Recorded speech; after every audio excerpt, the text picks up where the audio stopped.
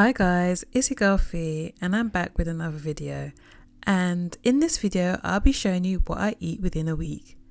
And right about now I'm on a lifestyle change. I'm on the journey where I'm eating in a calorific deficit and I'm exercising more. I want to make sure that I'm getting my protein but also having a really good balance of all the other nutrients and making sure that I'm within my calorific deficit. I also like to have fun on the weekends, who doesn't? So you'll see a varied diet in this video, and yeah, that's about it. So let's start off with the first day. And one thing about me, I love my tea.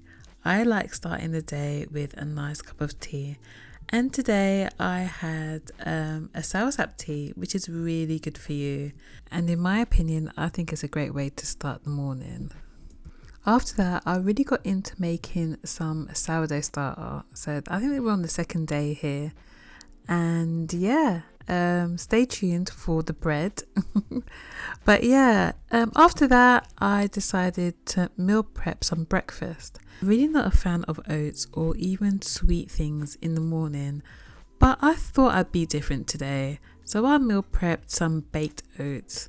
And here I'm making a carrot cake baked oats. So this was really nice. So to prepare, I grated some carrots. I've done this before just so that I make sure that I have everything ready to hand. And yeah, once I've done that, I got my rolled oats and I measured out 2 portions because I wanted to have one for the today and one for the next day. So I got some rolled oats that I found in the cupboard. You can use any kind of oats, I think, for this, but yeah, I used rolled oats and I measured out 80 grams. Once I'd done that, I then went over to my blender. To the blender, I added my rolled oats and also a few other ingredients. To the blender, I added half a teaspoon of baking powder, some mixed spice, about a teaspoon and a half of agave syrup, 1 egg,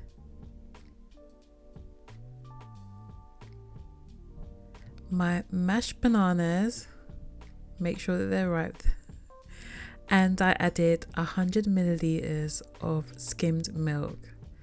To that I added a pinch of salt and I gave that a good blend for about 30 seconds. Just for ease, I transferred the mixture into a bowl so that I could add my other ingredients, which included that grated carrot, and I also added a little bit of vanilla essence just for a little bit of flavour. I gave that a good mix and I also added about 15 grams of raisins. If you don't like raisins, you can always omit this, that's totally fine. And yeah, I put that in a baking dish, a small little baking dish, and I topped it with a few bananas just to give it a little bit of jazz. And that went in the oven for about 20 minutes. So now I got a little bit extra and I decided to make a chopped chip baked oats. So it's the same method here with a few of the same ingredients, but I think here I added some almond and vanilla essence to give it a little bit more flavour. And yeah, and I put that in the blender and back in the bowl it goes, and I added my chopped chips and I put that all into a baking ramekin. It was quite a small portion, so I just thought this would fit. And then I put that in the oven once again for 15 to 20 minutes. So I put that in the oven and it was perfect timing for the carrot cake baked oats to come out. And yeah, here they are. So the baked oats are done, so let's try it. I took out a little piece because I want to save it for breakfast. So let's try it.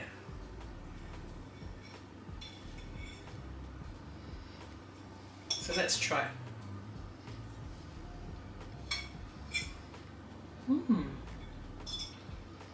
Carrot cake one's really nice.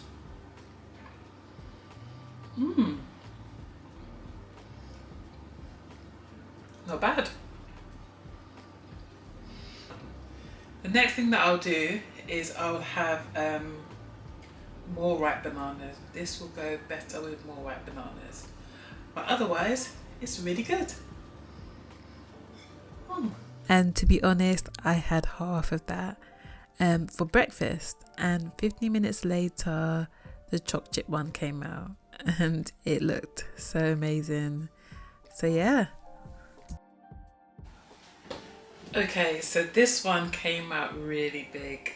I'm so surprised, but it's 2 servings anyway, so I'm gonna have to be really cautious and cut that in half when I'm ready to eat it. But let's try it. This looks amazing. Here we are. Just take this top off. See how it is. It smells amazing.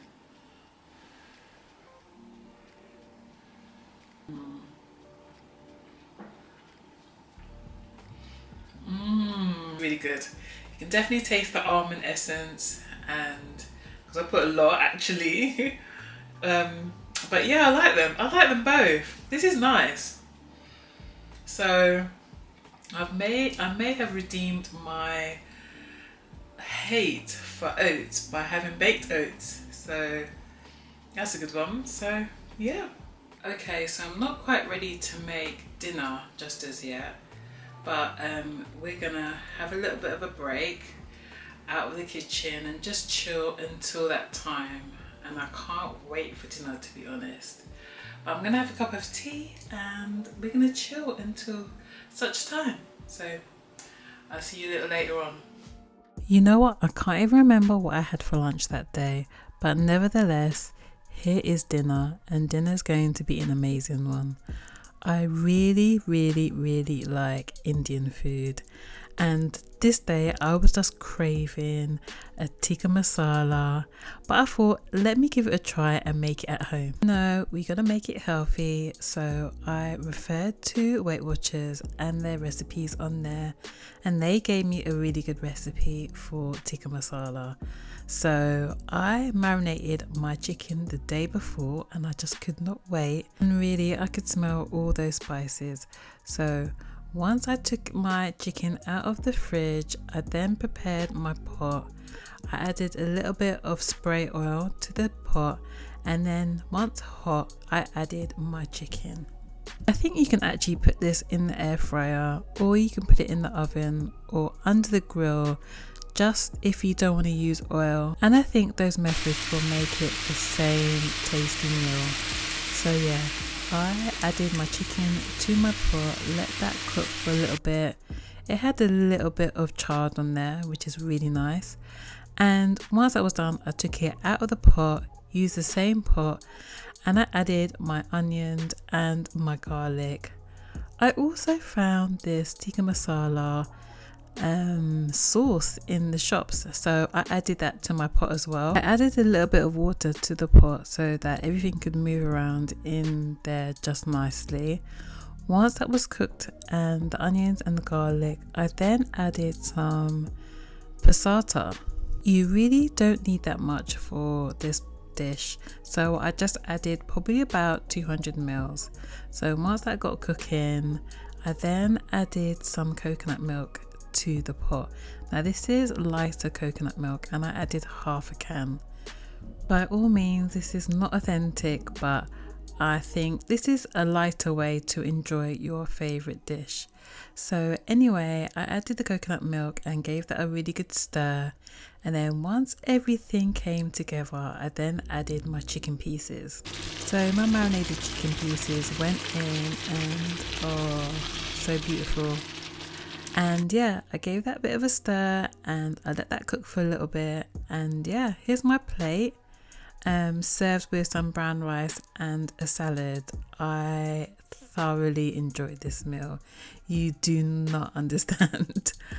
And yeah, I enjoyed it and it went down well. So yeah, I had enough for a few servings, so you might see this meal a little later on. But anyway, this was really gorgeous. I really enjoyed it.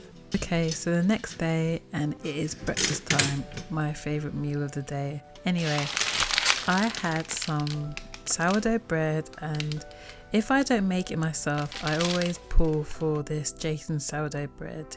And you know, sometimes with breakfast, I like to keep it quite simple. So today I mashed up about a quarter of an avocado and I added some seasonings, some garlic, salt, pepper, and some chili flakes, and I put it on my sourdough bread. I buttered the other slice, and yeah, that really was my breakfast. I added some tomatoes, and one thing about me when it comes to breakfast is I like to have a combination of all the macronutrients. So you'll see here I add some vegetables and I add some fruit. I really like adding fruit to my breakfast plate, and that just sets me off for the morning. Normally I would have this with an egg, but this day I think I was just trying to have a little less egg, because egg seems to be the thing that I eat every day for breakfast. So here's me just plating up some grapes, and I cut up an apple, and yeah, that was me this morning. Yeah, so for lunch I had that tikka masala again, and it was even better than it was the day before. Oh, this was amazing. So after lunch I went for a walk. I have to get those steps in. I'm still on that 10,000 step challenge. So yeah, I got it in, and yeah, I think results will come up soon with that challenge. But yeah, here's me pounding the streets. But I'm not gonna lie, when I got home I got a bit peckish, and I had some strawberries in the back of the fridge, and I thought, let me just try and do a ting. So I like jam, but I thought I'd make it even better by making chia seed jam. So yeah, I washed these strawberries and I got my pan ready for cooking the strawberries. So it really is quite a simple prep. You just cut up your strawberries and you put that on a low heat on the stove. You just add some lemon and some sugar, but this time round I used some agave syrup. And then you just add a little bit water, a little bit, maybe a tablespoon of chia seeds, and you give that a bit of a mix. And you just let that cook down with your strawberries. And yeah, that is your jam really. Easy as pie.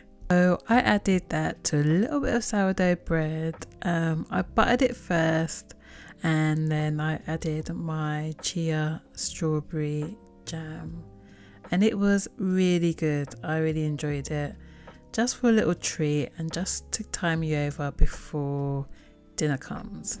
So yeah, so once dinner time comes around, I made sure to prep my meat, or my fish rather. So today I had some fish, and what in the cost of living is this? I can't believe I brought it, but I brought one sliver of salmon for dinner. So I thought I'd make a rice and salmon bowl. Okay, so I prepped the salmon, took the scales off, and added some seasonings, just some regular seasonings that I normally use, some garlic granules, onion granules, salt, pepper, and a little bit of soy sauce to give it colour. And I put that in the air fryer. So while that was cooking in the air fryer, I plated up, and I also on the side I roasted some vegetables. So this season right about now we are having some nice root vegetables. So I found some nice Brussels sprouts, and I also had some broccoli. Now what I done is I put them in the oven. I used the same seasonings that I used for the salmon, and I sprayed it with some oil and put it in the oven for about 20 minutes, and they come up absolutely amazing. So once they were done, I took them out, I plated up my food, and you know, you gotta weigh your food while you're on a calorific deficit. So I added my brown rice this time round, and then I put my roasted vegetables on the plate. Along with my salmon, which is still in the air fryer, I did add some avocado to this dish just to get some healthy fats in there. And then once my fish was done, I added that to the dish.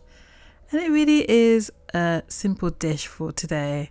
Nothing too crazy, but really flavorful, really clean, and yeah, that went down quite well. So the next day I decided to make some rice, but I added a few more ingredients. So I added some green lentils and some quinoa. So I added those to my pot, and I think this is a great way to increase the fiber intake in your diet. And yeah, I prepped this the next day so that I could have this with my meals, and I think it's just an amazing way to fulfill your fiber, because I think right about now, for me anyway, I'm not getting enough fiber in my diet, and it is so important for your digestive health. So yeah, I think I'm going to do this more often. In our Caribbean household, we like to eat rice and peas, which I think when you're adding peas to rice, I think that also helps with the fiber intake, but this really jam packs the amount. I think it's about 10 grams of fiber you get by doing this. So I added 1 cup of white rice and half a cup of quinoa and lentils. This came out really, really nice. I really enjoyed it. And yeah, I had that rice mixture with the rest of the tikka masala that I had the other day, and oh my gosh, it tasted even better the next day. Honestly, it was so good. It went down so well, and I had that for my lunch. Okay, so now it's dinner time, and I had a thing for sausages. So I bought these turkey sausages from the supermarket, and I said to myself, let's make a warming casserole. So what I done, I put these sausages in the oven to bake first before I got everything else started. So I got the casserole going with adding some onions to the pan, and I also added some garlic. And added some bell peppers to the pot and gave that a good toss. And I moved that around in the pan until all of the onions, the garlic and the bell peppers were cooked through. Then added a whole carton of passata to the pot and gave that a really good cook through. Added a dash of Worcester sauce and gave that a really good cook through as well. I wanted to up the protein of this dish, so what I done is I added some cannellini beans to this dish, and yeah, this made it very hearty and really nice to have.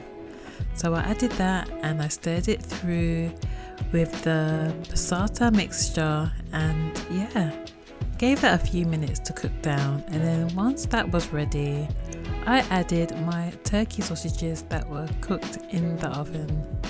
Now, by all means, you can always fry them off in the pan or cook them within the sauce, but I just thought I wanted them to cook through, so I put them in the oven.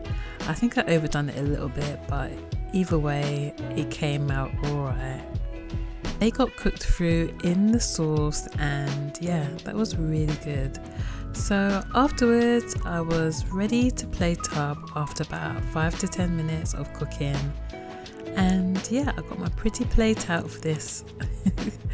And yeah, this was really nice. I obviously added some salt and pepper to the pot while it was cooking.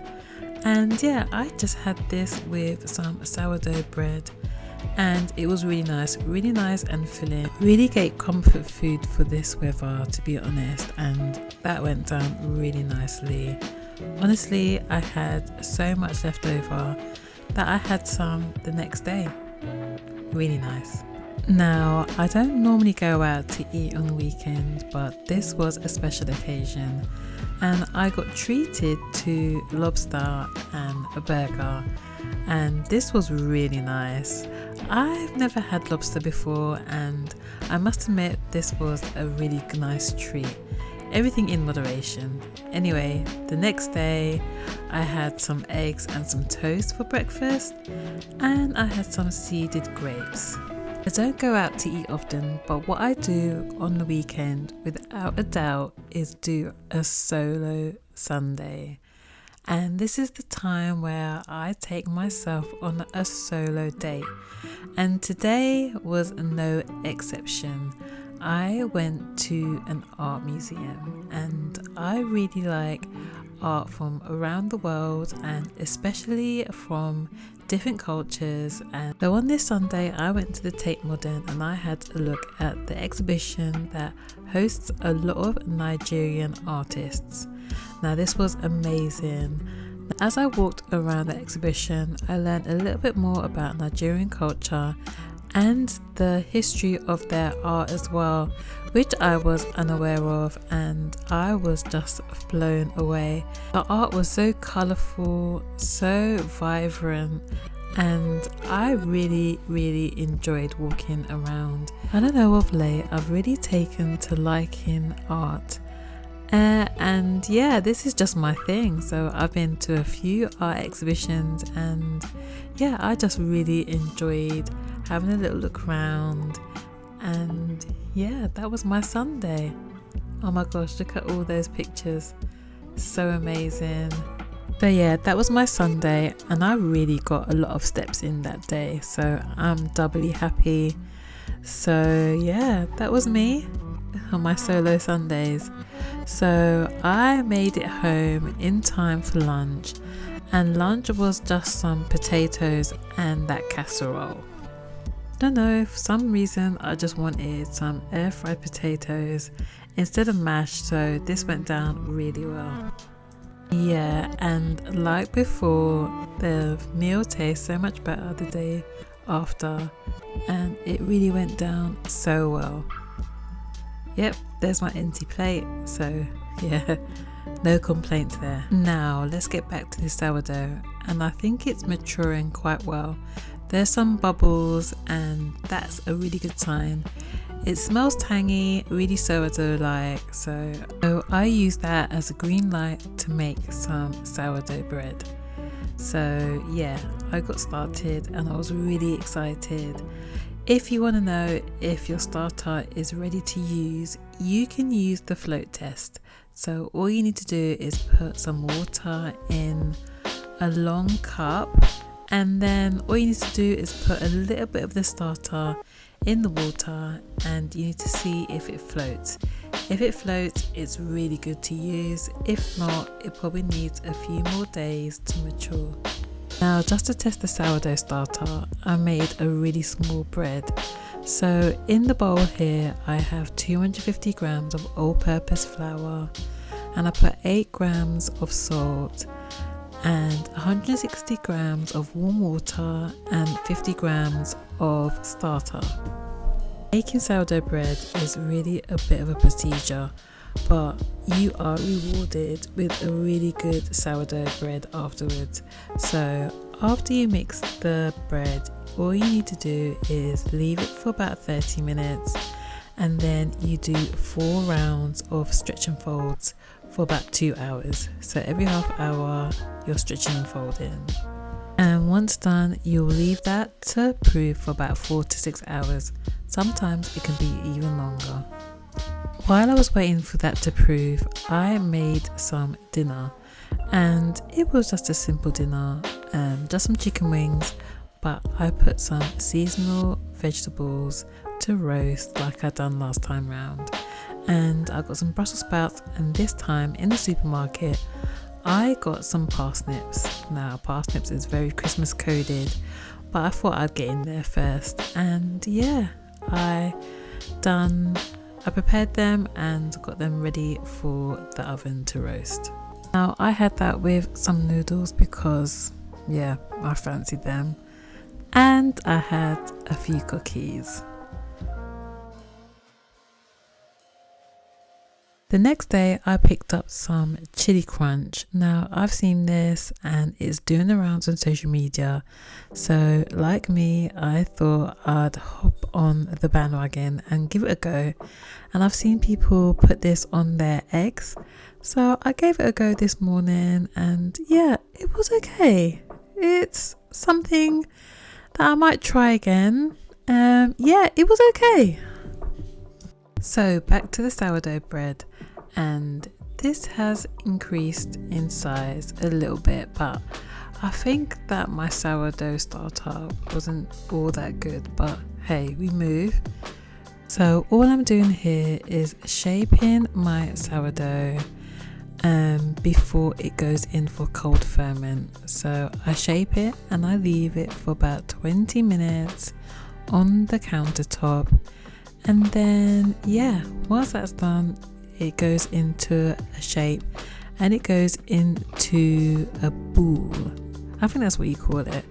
It goes into a basket and it goes into the fridge for cold ferment overnight. So I can't wait until I get to baking the next day. So I put that in the fridge and let that cold ferment, let that get really nice and tangy in taste. And I moved on to dinner. Dinner was very different for me. I thought I'd try something different. And I've been seeing some chickpea curries, and I like using seasonal things, so I found this squash in the supermarket. So I thought I'd do a chickpea curry with coconut and this pumpkin or squash, some people call it. We call it pumpkin. It's commonly known as squash, and I've seen Tish Wonders do this recently on her channel, and I thought I'd give it a go because it looks so delicious. I cut it in half and cut it in quarters, and I de-seeded it, and then I proceeded to put it to roast in the oven. I sprayed it with a little bit of spray oil and put it in the oven. While the oven was on, I decided to make some banana bread. As you can see, my bananas are really ripe, so I'm just going to make a banana bread really with chopped chips. I've got some in the fridge, so we're going to do that. Let go.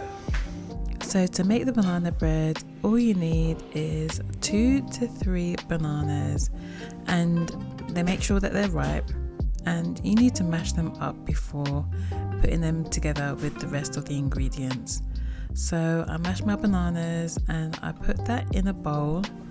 Once I've done that, I added 100 grams of sugar. Now you can use brown sugar, but I only had white sugar available. And I think you can even add less sugar depending on how ripe your bananas are. I followed a recipe on the internet and it actually said to add 160 grams of sugar. And I thought that was a bit too much.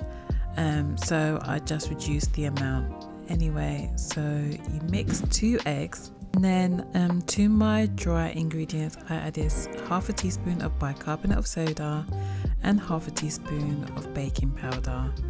Back to my wet ingredients, I added vanilla essence and almond essence, and I added about 57 grams of melted butter to the wet ingredients. Once I incorporated that into the mixture, I then added that dry mixture too, and that's basically about it. You give that a good fold. Once you've done that, once that's all come together, you then add your chopped chips, and it's really ready to be put in the oven.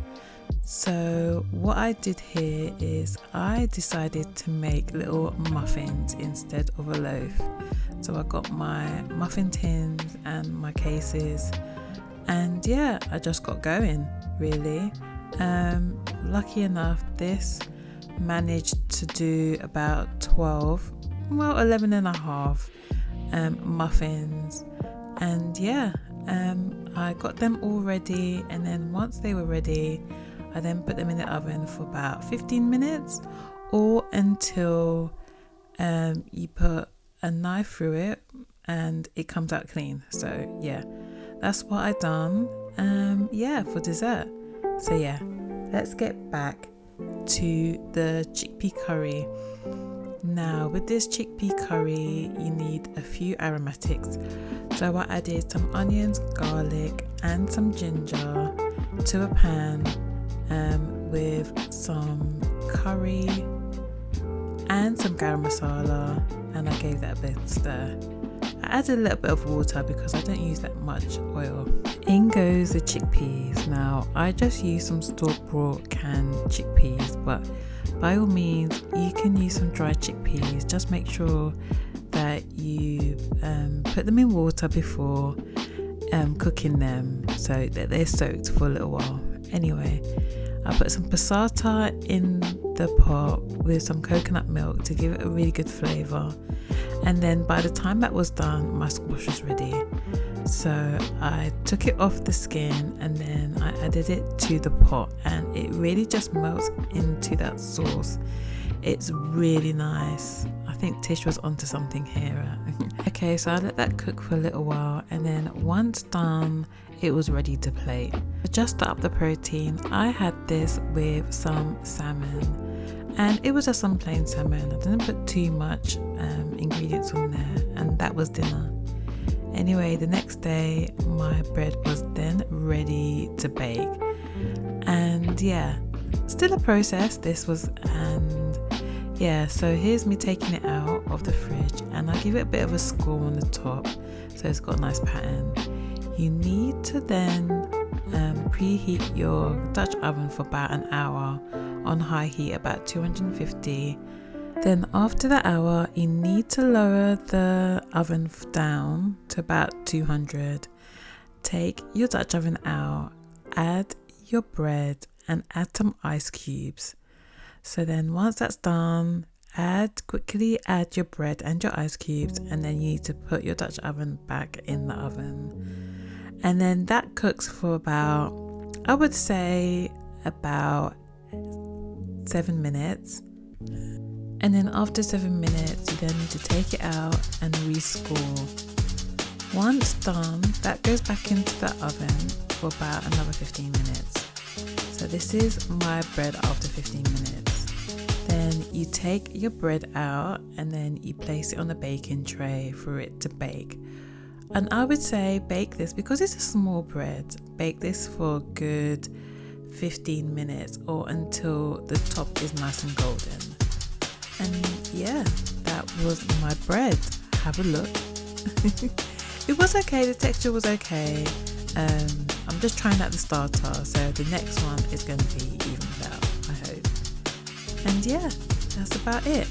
That is really what I had in a week, and I really hope you enjoyed my video. Anyway, if you want to see more videos, don't forget to like, comment and subscribe. I post almost twice a week, so don't forget to lock in. Anyway, I love you long time, and I'll see you in the next video. Bye.